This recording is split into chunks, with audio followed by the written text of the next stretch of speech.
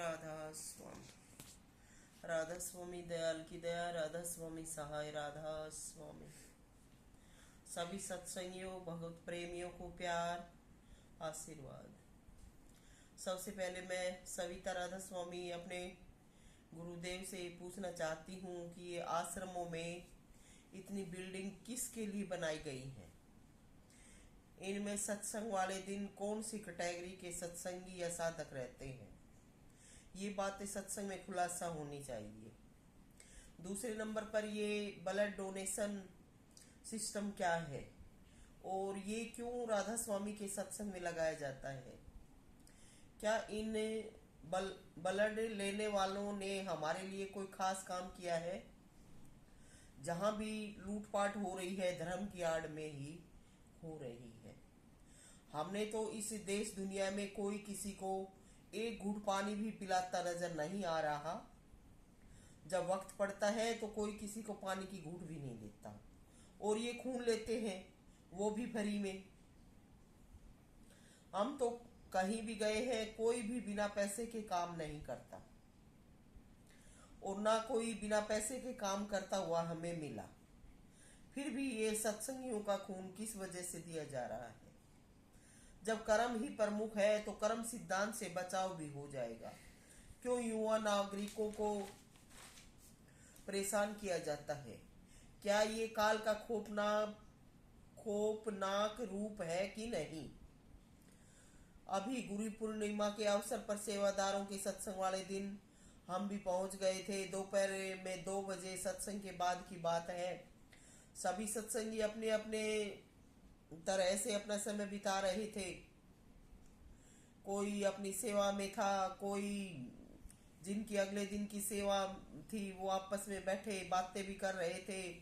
कोई कैंटीन में जाकर अपना सामान खरीद रहा था। तो सभी अपने अपने प्रकार से अपने कार्य कर रहे थे। तो इधर पंडाल के इधर जो नई बिल्डिंग बनी है उसके कोने में रेवाड़ी आश्रम की संगत कहो बहन कहो बैठी थी।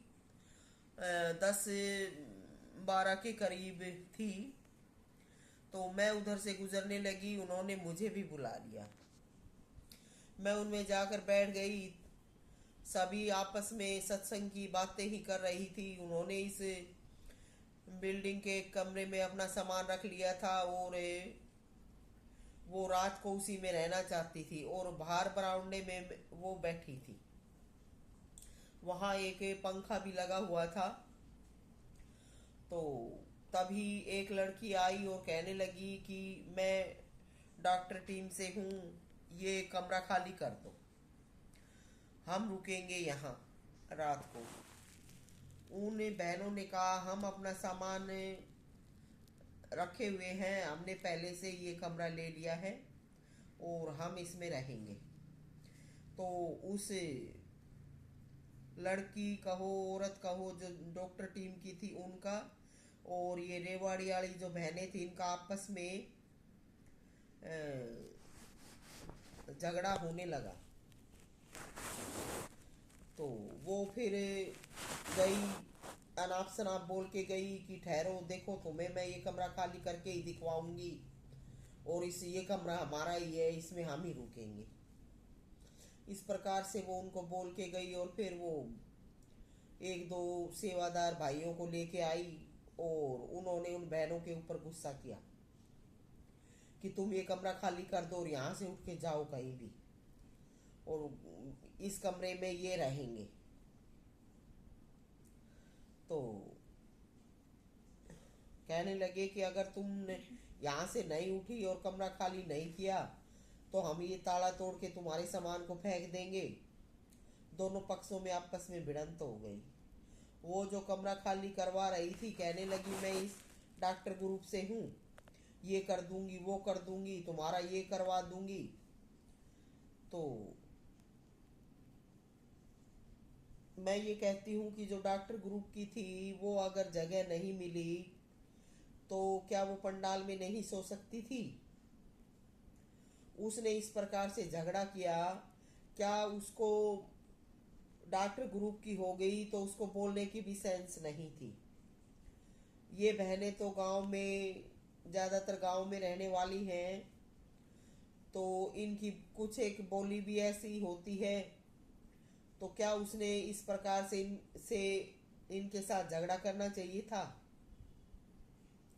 और वो जो बहनें थी वो रेवाड़ी सत्संग घर से मेन सेवादार थी। मैं भी पास में बैठी थी। मैंने कहा कि तुम देख लो। वो कहती थी मेरे से कि आपके साथ ऐसा क्यों हुआ, ये ऐसा क्यों कहते हैं। मैंने उन बहनों के मुंह पर ही कहा कि अब तुम देखो ये कैसे सेवादार है, ये कैसा सलूक करते हैं।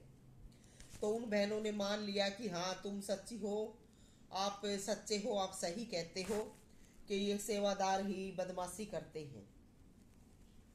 तो क्या डॉक्टर हैं ये? अगर ये डॉक्टर हैं तो क्या ये संगत को मोल लेंगे? हरी में रक्त लेते हैं और गुस्सा भी जताते हैं। तो सत्संग में ये रक्तदान नहीं होना चाहिए। हमारा काम भक्ति का है, जान बचाने का काम परमात्मा का है। परमात्मा चाहेंगे तो बिना खून के भी जान बचा देंगे। सत्संग में कहीं भी नजर दौड़ाओ, वहीं पर अनाप शनाप काम किए जा रहे हैं। कहीं भी परमात्मा व परमात्मा की दया मेहर की महिमा का वर्णन नहीं किया जा रहा।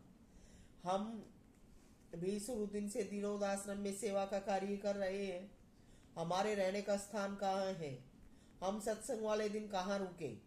हम दीनोद आश्रम में खेते के सेवादार नहीं हैं, तो हमारा स्थान कहाँ है? हमें क्यों हमारा स्थान नहीं दिया जा रहा?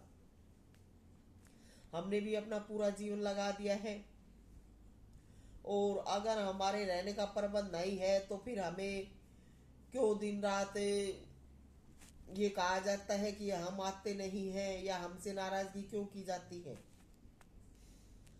मैं सविता राधा स्वामी शिष्य की अवधि से ऊपर उठ चुकी हूँ, इसलिए जहाँ गुरु का बंदोबस्त है वहाँ हमारा भी होना चाहिए, नहीं तो हमारा इंतजार भी नहीं करना चाहिए।